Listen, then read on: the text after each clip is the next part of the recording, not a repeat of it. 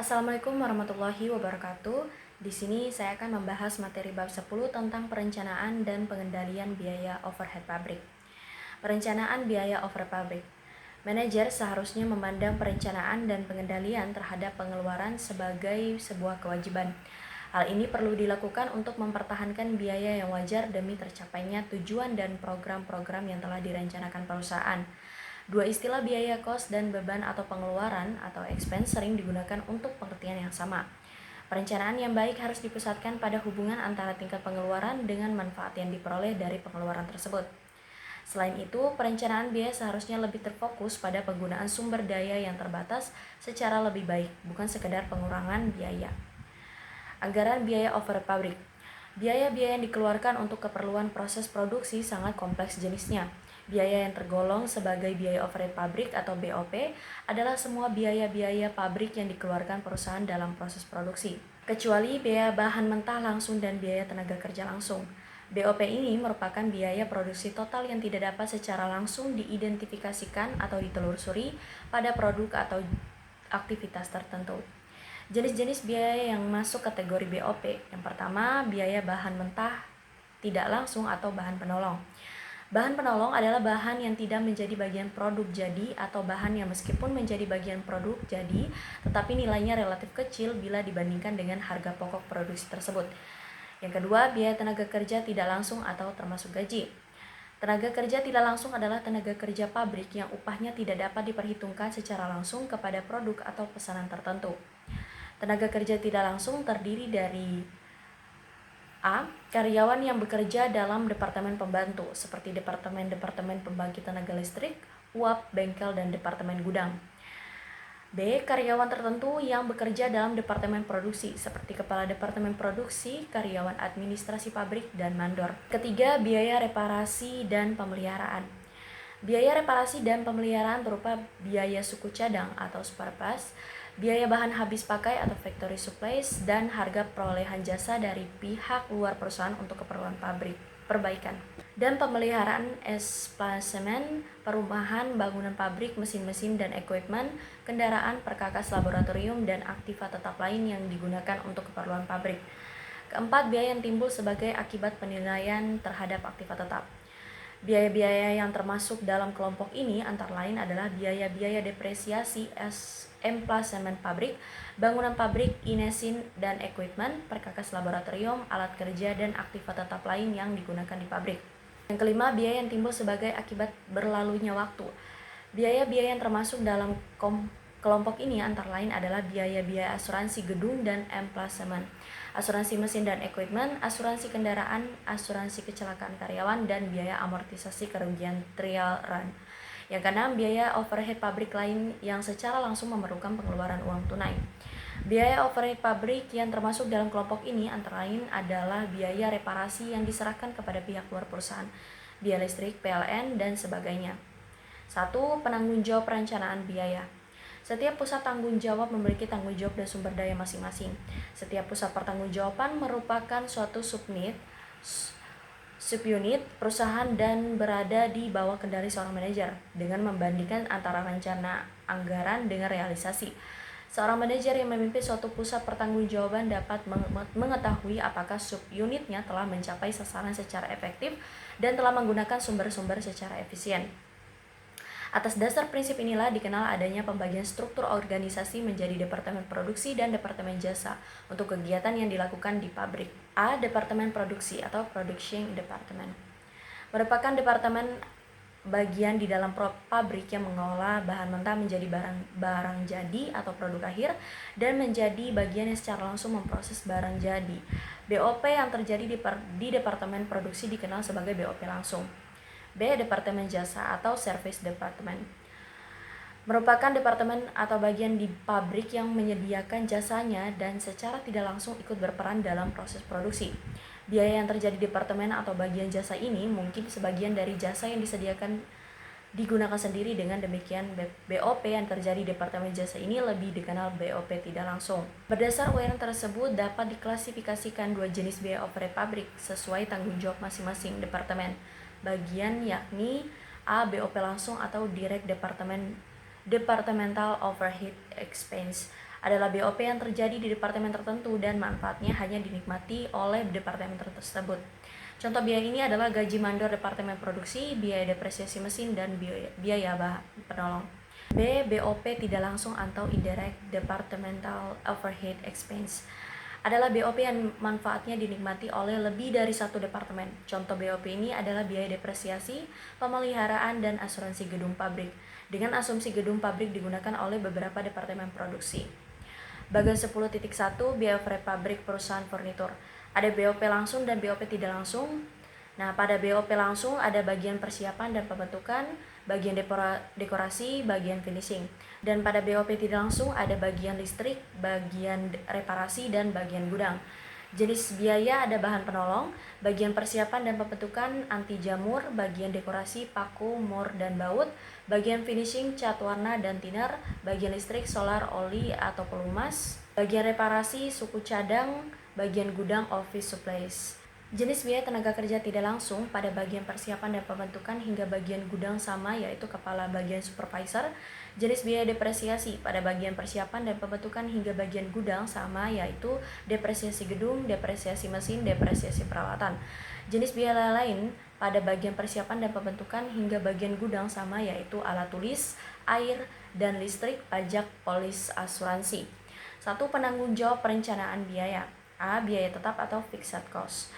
Yang dimaksud dengan biaya tetap adalah biaya yang jumlahnya tetap, tidak bergantung pada besar kecilnya volume kegiatan. BOP tetap adalah BOP yang tidak berubah dalam kisah perubahan volume bagi kegiatan tertentu. Pada umumnya biaya ini bersifat tetap, misalkan biaya penyusutan per tahun dari sebuah mesin produksi adalah 2.500.000. Apabila jumlah jam kerja ditentukan sebagai volume kegiatan, maka berapapun jumlah jam kerja biaya tetap total sebesar 2.500.000, namun biaya pernya atau per jam berubah-ubah berbanding terbalik dengan volume kegiatan. Tabel 10.1 dapat digunakan untuk menjelaskan hal ini. Pada tabel 10.1 bisa dilihat biaya depresiasi tetap total dan per unit dan grafik biaya tetap total. Biaya tetap hanya bersifat tetap dalam hubungannya dengan periode anggaran dan kisar relevan atau relevant range tertentu. Kisar relevan adalah kisar kegiatan normal, dalam arti bahwa perusahaan merencanakan untuk beroperasi pada kisar kegiatan tersebut. Biaya tetap dapat berubah dari tahun anggaran tertentu ke tahun anggaran lainnya apabila terdapat perubahan dalam tarif biaya, seperti tarif asuransi, tarif gaji eksklusif atau tarif pajak bumi dan bangunan, atau perubahan kebijakan departemen manajemen. Penambahan aktiva yang memengaruhi besarnya biaya depresiasi. Berdasarkan wewenang untuk menentukan anggaran, untuk kategori BOP yang bersifat tetap ini, wewenang penganggarannya terletak di luar atau di atas bagian atau departemen yang bersangkutan, yaitu ditetapkan oleh pusat atau direktur. B. Biaya variabel atau variable cost. Biaya variabel adalah biaya yang totalnya berubah-ubah secara proporsional dengan perubahan volume kegiatan, tetapi per unitnya tetap. Dengan demikian, BOP variabel adalah BOP yang berubah sebanding dengan perubahan volume kegiatan. Semakin besar volume kegiatan, maka semakin besar pula BOP sebaliknya. Pada tabel 10.2 bisa dilihat biaya bahan penolong total dan per unit. Nah, pada gambar 10.2 menunjukkan biaya variabel total meningkat seiring dengan peningkatan volume kegiatan. Kemudian ada gambar grafiknya bisa dilihat pada tabel 10.2 ini. Pembebanan biaya overhead pabrik clean cost concept adalah cara mengalokasikan BOP di mana BOP bagian jasa secara langsung dialokasikan ke bagian produksi sesuai proporsi pemakaian jasanya. Berdasarkan pemakaian jasa, alokasi BOP dibedakan dalam dua cara. Yang pertama, metode alokasi langsung atau direct allocation method. Dalam metode ini, BOP departemen jasa dialokasikan ke tiap-tiap departemen produksi yang dinikmatinya. Metode alokasi langsung digunakan apabila jasa yang dihasilkan oleh departemen jasa hanya dinikmati atau dimanfaatkan oleh departemen produksi, dan tidak ada departemen jasa lain yang memakai jasa dari departemen jasa tersebut, atau departemen jasa tidak memakai jasanya. Contoh kasus 1 metode alokasi langsung. PT QR mengolah produknya melalui dua departemen produksi, yakni Departemen Proses 1 dan Proses 2, dan ditunjang oleh dua departemen jasa, yaitu Departemen Jasa Listrik X dan Departemen Jasa Pemeliharaan Mesin Y. Seluruh tenaga listrik dan pemeliharaan mesin sepenuhnya digunakan oleh Departemen Produksi dengan proporsi Departemen Produksi Proses 1 Departemen jasa X-nya 30%, Departemen jasa Y-nya 25%. Proses kedua, Departemen jasa X-nya 35%, Departemen jasa Y-nya 40%. Proses 3, Departemen jasa X-nya 35%, Departemen jasa Y-nya 35%. Untuk perkiraan besarnya BOP untuk masing-masing departemen adalah Departemen Produksi untuk proses 1 jumlah BCP-nya 180 juta, proses 2 200 juta, proses 3 150 juta, jasa X 30 juta, dan jasa Y 60 juta. Penyelesaian kasusnya menghitung BOP yang dianggarkan. Keterangannya, BOP langsung, proses 1-nya 176 juta, proses 2-nya 165 juta 500, proses 3-nya 168 juta 500, jasa X proses 1 9 juta, proses 2 10 juta 500, proses 3 10 juta 500, jasa Y 15 juta, proses 1 untuk proses 2 24 juta, proses 3 21 juta. BOPTL proses 1 24 juta, proses 2 34 juta 500, proses 3 31 juta 500. Jadi total untuk proses 1 200 juta, proses 2 sama 200 juta, dan proses 3 sama 200 juta. Alokasi BOP dari masing-masing departemen adalah untuk jasa X, BOP Departemen Jasa X sebanyak 30 juta seluruhnya dialokasikan ke masing-masing departemen produksi dengan proporsi masing-masing. Untuk Departemen Proses 1, 30% dari soal dikalikan dengan 30 juta sama dengan 9 juta. Departemen Proses 2, 35%, begitu juga dari soal dikalikan dengan 30 juta, hasilnya 10 juta 500. Departemen Proses 3 sama 35% dari soal dikalikan dengan 30 juta, hasilnya 10 juta 500. Kemudian ditotalkan hasilnya jadi 30 juta. Yang kedua, jasa Y, BOP Departemen Jasa Y sebanyak 60 juta seluruhnya dialokasikan ke masing-masing departemen produksi dengan proporsi masing-masing.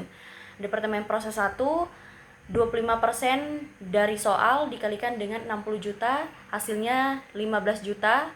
Departemen Proses 2 40% dari soal dikalikan dengan 60 juta, hasilnya 24 juta. Departemen Proses 3 35% sama dari soal dikalikan dengan 60 juta, hasilnya 21 juta. Kemudian dijumlahkan kita dapat jadi 60 juta. Yang kedua, metode alokasi bertahap atau step method. Metode ini digunakan apabila jasa yang dihasilkan Departemen Jasa tidak hanya dinikmati oleh Departemen Produksi saja, melainkan digunakan pula oleh Departemen Jasa yang lain. Satu metode untuk mengalokasikan biaya overhead pabrik bagian jasa apabila terjadi hal tersebut dapat dilakukan dengan menggunakan metode aljabar atau algebraic method. Dalam metode ini, biaya overhead pabrik yang timbul di masing-masing bagian jasa dinyatakan dalam formula berikut. Metode aljabar, X sama dengan A1 ditambah B1Y, Y sama dengan A2 ditambah B2X. Keterangannya, X jumlah BOP bagian jasa X setelah menerima alokasi BOP dari bagian jasa Y. Y jumlah BOP bagian jasa Y setelah menerima alokasi BOP dan bagian jasa X. A1 BOP bagian jasa X sebelum alokasi, A2 BOP bagian jasa Y sebelum alokasi, B1 persentase penggunaan jasa bagian jasa Y oleh bagian X, B2 persentase penggunaan jasa bagian jasa X oleh bagian Y.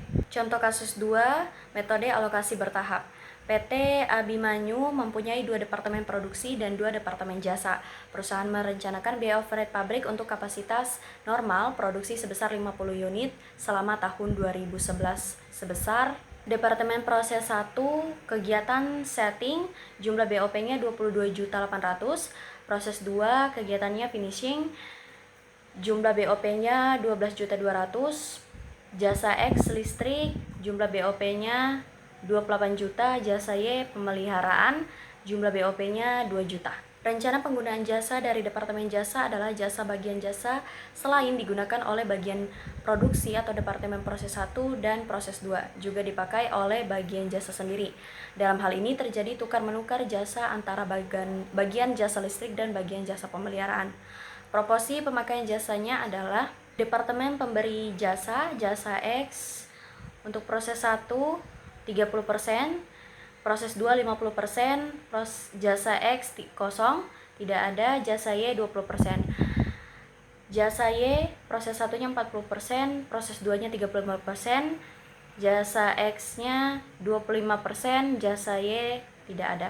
Berdasarkan data tersebut diminta 1. Menghitung BOP neto masing-masing departemen jasa. 2. Menghitung BOP yang dianggarkan untuk masing-masing departemen produksi. Keterangan hasil perhitungan ini menunjukkan bahwa 1. BOP bagian jasa listrik setelah mendapatkan alokasi BOP dari bagian jasa pemeliharaan adalah sebesar 30 juta. Yang kedua, BOP bagian jasa pemeliharaan setelah mendapatkan alokasi BOP dari bagian jasa listrik adalah sebesar 8 juta. Penyelesaian kasus dengan menggunakan metode aljabar, maka biaya tiap bagian jasa dinyatakan dalam persamaan berikut. X sama dengan A1 ditambah B1Y, Y sama dengan A2 ditambah B2X. X sama dengan 28 juta ditambah 25%, YX sama dengan 28 juta ditambah 0,25 dikali 2 juta ditambah 0,2X.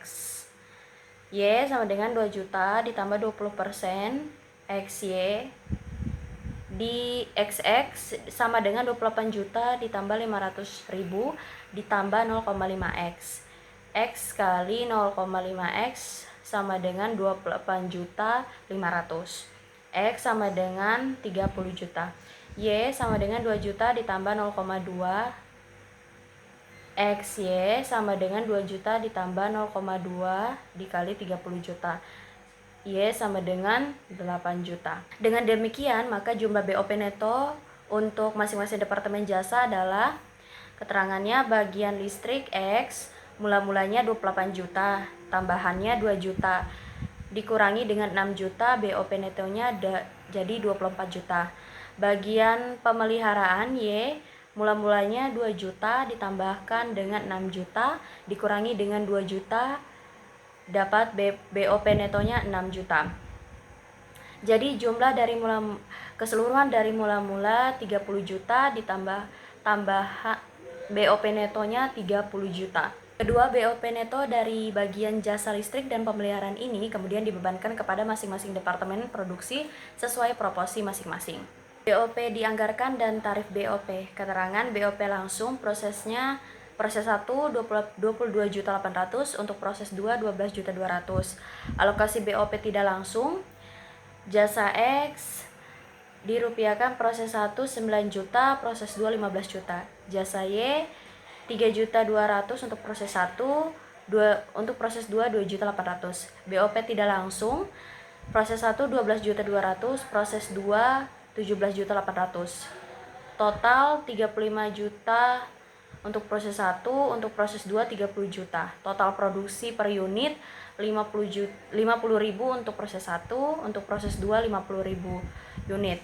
Tarifnya untuk proses 1 700, untuk proses 2 600. Alokasi BOP dari masing-masing departemen adalah 1. Jasa X Departemen Listrik. BOP Departemen Jasa X sebanyak 24 juta, seluruhnya dialokasikan ke masing-masing departemen produksi dengan proporsi masing-masing. Departemen proses 1 30 dibagi 80 dikali 24 juta, hasilnya 9 juta. Departemen proses 2 50 dibagi 80 dikali 24 juta, hasilnya 15 juta. Jadi total 24 juta. Jasa Y Departemen Pemeliharaan. BOP Departemen Jasa Y sebanyak 6 juta, seluruhnya dialokasikan ke masing-masing departemen produksi dengan proporsi masing-masing. Departemen proses 1 40 dibagi 75 dikali 6 juta, jadi hasilnya 3.200.000. Departemen proses 2 35 juta dibagi 75 dikali 6 juta, hasilnya 2.800.000. Jadi totalnya 6 juta. Perhitungan tarif BOP atau overhead rate. Langkah-langkah penentuan tarif BOP. Penentuan tarif biaya overhead pabrik dilaksanakan melalui 3 tahap berikut ini. Yang pertama, menyusun anggaran BOP. Yang kedua, memilih dasar pembebanan BOP kepada produk. Yang ketiga, menghitung tarif BOP. Yang pertama, menyusun anggota BOP. Ada 3 macam kapasitas yang dapat dipakai sebagai dasar pembuatan anggaran BOP, antara lain A. Kapasitas praktis. Untuk menentukan besarnya kapasitas praktis dan kapasitas normal, terlebih dahulu harus ditentukan kapasitas teoritis, yakni volume produksi maksimum yang dapat dihasilkan oleh pabrik. Kapasitas teoritis atau theoretical capacity dapat diartikan sebagai kapasitas pabrik atau suatu untuk menghasilkan produk pada kecepatan penuh tanpa berhenti selama jangka waktu tertentu. Kapasitas praktis adalah kapasitas teoritis dikurangi dengan kerugian-kerugian waktu yang tidak dapat dihindari karena hambatan-hambatan interperusahaan. B. Kapasitas normal atau normal capacity adalah kemampuan perusahaan untuk memproduksi dan menjual produknya dalam jangka waktu panjang. C. Kapasitas sesungguhnya yang diharapkan atau expected actual capacity adalah kapasitas sesungguhnya yang diperkirakan akan dapat dicapai dalam tahun yang akan datang, angka panjang. Dan yang kedua, memilih dasar pembebanan BOP kepada produk, satuan kegiatan. Selanjutnya adalah memilih dasar yang akan dipakai untuk membebankan secara adil BOP kepada produk. Dasar pembebanan ini dikenal sebagai satuan kegiatan atau satuan penghitung, yakni satuan yang dipakai untuk mengetahui jumlah kegiatan yang telah dilakukan oleh bagian produksi dan bagian dalam rangka proses produksi. Secara umum, satuan kegiatan yang digunakan di masing-masing bagian adalah sebagai berikut. Departemen bagian produksi, proses 1 untuk satuan kegiatannya unit barang yang dihasilkan. Untuk proses 2, direct labor hours, jam buruh langsung. Untuk proses 3, direct machine hours, jam mesin langsung. Proses 4, biaya bahan mentah. Proses 5, biaya tenaga kerja langsung. Bagian jasa, listrik, kilowatt hours, reparasi dan pemeliharaan, direct repair hours, jam reparasi langsung. Gudang, nilai persediaan barang. Bagian pembelian, nilai pembelian bahan mentah. Bagian umum dan administrasi pabrik, jam buruh langsung dan jumlah tenaga kerja. Beberapa dasar yang dapat dipakai sebagai satuan kegiatan untuk membebankan BOP kepada produk antara lain A. Satuan produk. Metode ini merupakan metode yang paling sederhana dan langsung membebankan BOP kepada produk. Beban BOP untuk setiap produk dihitung dengan formula sebagai berikut. Tarif BOP persatuan sama dengan taksiran BOP dibagi dengan taksiran jumlah satuan produk. Contohnya berdasar kasus perhitungan anggaran BOP di atas, keterangannya BOP dianggarkan pada proses 1 35 juta, proses 2 30 juta. Total produksi pada proses 1 50.000 unit, proses 2 50.000 unit. Tarif BOP proses 1 700 per unit, untuk proses 2 600 per unit. B. Biaya bahan mentah. BOP yang dominan bervariasi dengan nilai bahan mentah, misal biaya asuransi bahan baku, maka dasar yang dipakai untuk membebankan kepada produk adalah biaya bahan baku yang dipakai. Formula perhitungan tarif BOP adalah sebagai berikut. Tarif BOP persatuan sama dengan taksiran BOP dibagi dengan taksiran biaya bahan mentah yang dipakai. Nah, contohnya seperti gambar di samping. C. Biaya tenaga kerja. Jika sebagian besar elemen BOP mempunyai hubungan yang erat dengan jumlah upah TKL, contoh pajak penghasilan atas upah karyawan yang ditanggung perusahaan, maka dasar yang dipakai untuk membebankan BOP adalah biaya TKL. Formula perhitungan tarif BOP adalah sebagai berikut. Tarif BOP persatuan sama dengan taksiran BOP dibagi taksiran biaya tenaga kerja langsung. Contohnya, taksiran BOP selama 1 tahun anggaran sama dengan 30 juta, taksiran biaya TKL selama 1 tahun anggaran 90 juta. Maka tarif BOP sebesar 30 juta dibagi dengan 90 juta kemudian dikalikan dengan 100%. Dihasilkan 33,3% dari biaya tenaga kerja langsung atau TKL yang dipakai. D. Jam tenaga kerja langsung atau TKL. Karena ada keterkaitan yang sangat erat antara biaya TKL dengan jumlah jam kerja langsung, maka BOP dibebankan atas dasar jam tenaga kerja langsung. Formula perhitungan tarif BOP adalah sebagai berikut. Tarif BOP persatuan sama dengan taksiran BOP dibagi taksiran jam tenaga kerja. Contohnya taksiran BOP selama 1 tahun anggaran 30 juta, taksiran biaya bahan mentah selama 1 tahun anggaran 3.000 per jam, maka tarif BOP sebesar 30 juta dikali dengan 3.000 jam dihasilkan 10.000 per jam TKL. E. Jam mesin. Apabila BOP bervariasi dengan waktu penggunaan mesin, Contoh, bahan bakar atau listrik dipakai untuk menjalankan mesin, maka dasar yang dipakai untuk membebankannya adalah jam mesin. Formula perhitungan tarif BOP adalah sebagai berikut. Tarif BOP persatuan sama dengan taksiran BOP dibagi dengan taksiran jam kerja mesin. Contohnya seperti gambar di samping. Yang ketiga, menghitung tarif BOP. Setelah anggaran BOP selesai disusun dan ditentukan besar satuan kegiatan, maka langkah terakhir adalah menghitung tarif BOP dengan rumus sebagai berikut. Formulanya, tarif BOP sama dengan jumlah BOP dianggarkan dibagi tingkat kegiatan. Harga pokok produksi atau product costing. Dalam pembuatan produk terdapat dua kelompok biaya produksi dan biaya non-produksi. Biaya produksi merupakan biaya-biaya yang dikeluarkan dalam pengolahan bahan baku menjadi produk. Sedangkan biaya non-produksi merupakan biaya-biaya yang dikeluarkan untuk kegiatan non-produksi, seperti kegiatan pemasaran dan kegiatan administrasi umum. Penentuan biaya atau cost di produksi dipengaruhi oleh pendekatan yang digunakan untuk menentukan unsur-unsur biaya, cost produksi. Terdapat dua pendekatan dalam penentuan berapa cost produksi, yakni satu, full costing, dan kedua, variable costing. Secara umum, unsur-unsur biaya yang digunakan untuk menaksir biaya produksi mencakup taksiran biaya bahan mentah, taksiran biaya tenaga kerja langsung, taksiran biaya overhead pabrik, kemudian dijumlahkan dapat taksiran biaya produksi. Harga atau biaya produksi dari barang-barang yang dihasilkan dapat dihitung apabila telah diketahui hal-hal sebagai berikut. Yang pertama, volume produksi, masing-masing barang atau anggaran produksi. Yang kedua, biaya bahan mentah untuk masing-masing barang, anggaran bahan mentah. Yang ketiga, biaya tenaga kerja langsung untuk masing-masing barang atau anggaran tenaga kerja. Yang keempat, biaya overhead pabrik untuk masing-masing departemen produksi dan departemen jasa atau pembantu. Yang kelima, satuan kegiatan masing-masing departemen produksi dan departemen jasa atau pembantu. Yang keenam, angka-angka standar pada masing-masing departemen. Nah, informasi tentang harga pokok produksi yang dihitung untuk jangka waktu tertentu bermanfaat bagi manajemen untuk yang pertama, menentukan harga jual produk. Nah, informasi taksiran biaya produksi persatuan yang akan dikeluarkan untuk memproduksi produk dalam jangka waktu tertentu dapat dipakai sebagai salah satu dasar untuk menentukan harga jual per unit produk yang akan dibebankan kepada pembeli. Yang kedua, memantau realisasi biaya produksi.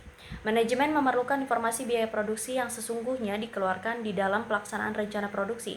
Informasi ini berguna untuk memantau apakah proses produksi mengkonsumsi total biaya produksi yang sesuai dengan perhitungan sebelumnya. Yang ketiga, menghitung laba rugi perusahaan. Manajemen memerlukan informasi biaya produksi yang telah dikeluarkan untuk memproduksi produk dalam periode tertentu. Informasi ini berguna untuk mengetahui apakah kegiatan produksi dan pemasaran perusahaan dalam periode tertentu mampu menghasilkan laba bruto atau justru mengakibatkan rugi bruto. Kemudian yang keempat, menentukan harga pokok persediaan produk, jadi dan produk dalam proses yang disajikan dalam neraca. Pada waktu manajemen membuat pertanggungjawaban keuangan periodik, manajemen harus menyajikan laporan keuangan berupa neraca dan laporan laba rugi. Di dalam neraca, manajemen harus menyajikan harga pokok persediaan produk jadi dan harga pokok produk yang pada tanggal neraca masih dalam proses. Proyeksi laporan laba rugi. Laporan keuangan atau laba rugi merupakan hasil proses akuntansi. Laporan ini berguna untuk menyajikan pendapatan dan pengorbanan yang dikeluarkan untuk memperoleh pendapatan tersebut.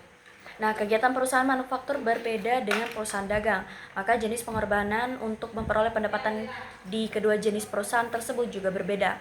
Perbedaan tersebut tercermin dalam penggolongan pengorbanan sumber ekonomi yang disajikan dalam laporan laba rugi perusahaan dagang dan perusahaan manufaktur. Contoh kasus ketiga, harga pokok produk dan laporan laba rugi. Perusahaan Sadino Group bermaksud membuat laporan laba rugi untuk tahun 2011 dan data-data yang dimiliki perusahaan yang digunakan untuk penyusunan anggaran tahun 2011 adalah sebagai berikut. Biaya overhead pabrik yang dianggarkan di Departemen Produksi tahun 2011 sebesar Departemen Proses 1, kegiatan processing, jumlah BOP 22.500.000, proses 2 finishing 13.300.000, jasa X listrik 11 juta, jasa Y gudang 3.200.000. B. Rencana penggunaan jasa dari Departemen Jasa adalah Departemen Pemberi Jasa, jasa X proses 1 50%, proses 2 35%, jasa X kosong, jasa Y 15%, jasa Y 30% untuk proses 1, proses 2 50%, jasa X 20%, kemudian jasa Y kosong. C. Tingkat kegiatan. Tingkat kegiatan di Departemen Proses 1 adalah sebesar 10 jam dengan komposisi 50% untuk menyelesaikan produk A dan 50% untuk produk B. Sedangkan tingkat kegiatan di Departemen Proses 2 adalah sebesar 5 jam dengan komposisi 60% untuk menyelesaikan produk A dan 40% untuk produk B. D. Unit produk dan harga jual produk. Produk A diproduksi sebanyak 2.000 unit dengan harga jual 70.000 per unit, dan produk B diproduksi sebanyak 1.000 unit dengan harga jual 50.000 per unit. E. Biaya produksi lain per jenis produk. Jenis biaya: bahan mentah langsung produk A 10 juta, produk B 7 juta. Tenaga kerja langsung produk A-nya 15 juta dan produk B-nya 3 juta. F. Biaya usaha. Biaya pemasaran 12.500.000. Biaya administrasi keuangan 7.500.000. Berdasarkan data tersebut diminta 1. Menghitung BOP neto masing-masing departemen jasa. Yang kedua, menghitung BOP yang dianggarkan untuk masing-masing departemen produksi. Yang ketiga, menghitung tarif BOP untuk masing-masing departemen produksi. Yang keempat, menghitung satuan kegiatan untuk masing-masing departemen produksi dan per produk. Yang kelima, menghitung BOP per produk. Yang keenam, menghitung HPP per produk. Yang ketujuh, menyusun laporan laba rugi jika diasumsikan semua unit produksi laku terjual dengan beban bunga pada periode tersebut sebesar 5 juta dan pajak ditentukan sebesar 30%. Nah, untuk penyelesaian kasus kita bisa lihat gambar di samping. Nah, yang pertama ada menghitung BOP neto masing-masing departemen jasa. Kemudian yang kedua, menghitung BOP yang dianggarkan untuk masing-masing departemen produksi. Kita bisa lihat. Kemudian yang ada yang ketiga, menghitung tarif BOP untuk masing-masing departemen produksi. Selanjutnya ada 4. Menghitung satuan kegiatan untuk masing-masing departemen produksi per produk. Yang kelima, menghitung BOP per produk. Yang keenam, kita bisa lihat di sini menghitung HPP per produk. Kemudian yang ketujuh, yang terakhir, proyeksi laporan laba rugi tahun 2011. Pengendalian biaya overhead pabrik. Pengelompokan biaya sangat terkait dengan tanggung jawab. Biaya dapat dikelompokkan menjadi yang pertama, biaya terkendali. Biaya terkendali adalah biaya yang secara signifikan dapat dipengaruhi dan dikendalikan oleh manajer tertentu untuk periode waktu tertentu. Yang kedua, biaya tak terkendali. Biaya tak terkendali adalah biaya yang secara signifikan tidak dapat dipengaruhi dan dikendalikan oleh manajer tertentu untuk periode waktu tertentu. Pengelompokan ini berguna untuk menentukan siapa manajer yang seharusnya bertanggung jawab. Pengendalian biaya memerlukan identifikasi tentang dapat tidaknya biaya yang dikendalikan oleh setiap pusat tanggung jawab. Hal ini berarti bahwa biaya-biaya yang tidak dapat dikendalikan seharusnya tidak diidentifikasi sebagai tanggung jawab manajer sebuah pusat tanggung jawab. Dengan demikian, untuk mengendalikan biaya overhead pabrik, biaya yang bersih harus dipertimbangkan. Hal ini berarti bahwa hanya biaya yang langsung yang dihitung dan tidak termasuk biaya-biaya yang dialokasikan. Sebagai contoh, Departemen Proses 1 menggunakan sejumlah besar daya listrik dari Departemen Pembangkit Listrik dalam mencatat biaya aktual dan biaya yang dianggarkan, dan dalam laporan untuk tujuan pengendalian biaya-biaya dari Departemen Pembangkit Tenaga Listrik seharusnya diidentifikasikan hanya pada Departemen Pembangkit Listrik saja. Sebaliknya, biaya-biaya yang seharusnya diidentifikasi pada manajer Departemen Proses 1 di luar alokasi biaya daya listrik aktual. Manajer dari Departemen Tenaga Listrik bertanggung jawab pada perhitungan biaya dari jasa-jasa yang diberikan. Apa yang dikendalikan oleh manajer Departemen Produksi adalah jumlah jasa yang dipakai, bukan biaya jasanya. Dengan demikian dapat disimpulkan bahwa lebih penting pemakaian jasa dikendalikan atas dasar unit jasa dan bukan oleh niat biaya jasa. Jika diinginkan untuk menggunakan nilai biaya, maka Departemen Pemakaian seharusnya dikenai ukuran standar dan bukan ukuran aktual. Baik, itu saja pembahasan materi dari saya. Bila ada kurang, saya mohon maaf. Bila itu hidayah, wassalamualaikum warahmatullahi wabarakatuh. Terima kasih.